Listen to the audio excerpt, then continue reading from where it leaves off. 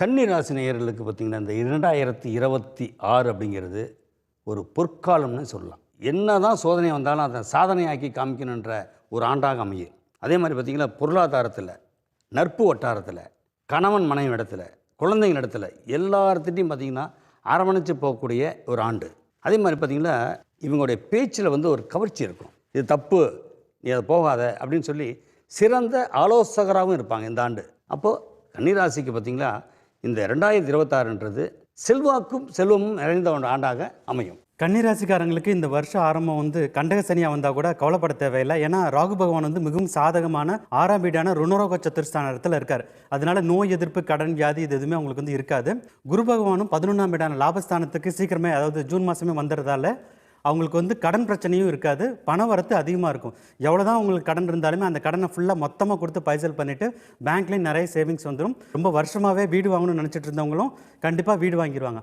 மொத்தத்தில் கன்னிராசிக்காரங்களுக்கு இந்த வருஷம் கடன்கள் தீர்ந்து பண வரத்து அதிகமாக இருக்கக்கூடிய நல்லது ஒரு வருஷமாக இருக்கும். கன்னிராசிக்காரங்களுடைய இன்னைய நிலைமை கண்ணீர் விட்டுக்கிட்டு கவலையோடு உட்காந்துருக்காங்க.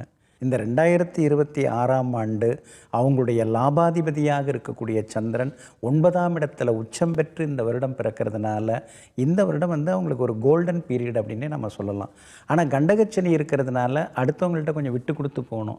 வருஷம் பிறக்கும் போதே பாருங்கள், ராசிநாதன் புதனோட பிரபல யோகாதிபதி சுக்கிரன் உட்கார்ந்துருக்கிறாரு. அது மட்டும் இல்லை, தைரியஸ்தானாதிபதி செவ்வாய் உட்கார்ந்துருக்கிறாரு.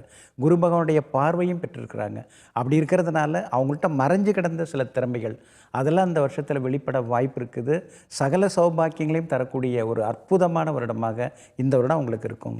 கன்னிக்கு மாற்றமுள்ள நல்ல வருஷமாக இந்த வருஷம் கண்டிப்பாக இருக்கும். பிற்பகுதி 5 மாதத்தை விட பிற்பகுதி 7 மாதம் டாப்பாக இருக்கும். அப்படியே தொழில் பண்ணுறவங்களுக்கு ஆர்டர் கிடைக்க போகுது. ஏற்றுமதி இறக்குமதி, அந்த நாட்டில் இது எனக்கு கிடைக்கலங்க, இந்த நாட்டில் வாய்ப்பு போச்சுங்க, இதை எப்படி பண்ணுறதுன்னு தெரியல, மெஷின் போட்டேன், அது போட்டேன், என்ன போட்டேன், அது மாதிரியா இருக்கிறவங்களுக்கு கவலைப்படாதீங்க. ஒரு கதவு அடைச்சா இன்னொரு கதவு திறக்குன்ற மாதிரியாக இன்னொரு இடத்திலிருந்து அந்த ஆர்டர்கள் கிடைச்சி கன்னிராசிக்காரர்கள் எல்லோருக்குமே பெரிய அளவில் வசதி வாய்ப்புகள் பெருகக்கூடிய நல்ல வருஷமாக அமைஞ்சிருக்குங்க 2026ஆம் ஆண்டு. கன்னிராசியை சேர்ந்தவங்க ஆணாக இருந்தாலும் பெண்ணாக இருந்தாலும் கடந்த காலங்களில் விரக்தி அப்படிங்கிற விளிம்புக்கு போயிருந்தால் கூட திருப்தி அப்படிங்கிற மிகப்பெரிய சந்தோஷத்தை சந்திக்கக்கூடிய ஆண்டாக, எண்ணி பார்த்த காரியங்கள் எல்லாம் சொல்லி வச்ச மாதிரி நல்ல முறையில் நடக்கக்கூடிய ஆண்டாக இந்த ஆண்டு அமைய போகுது.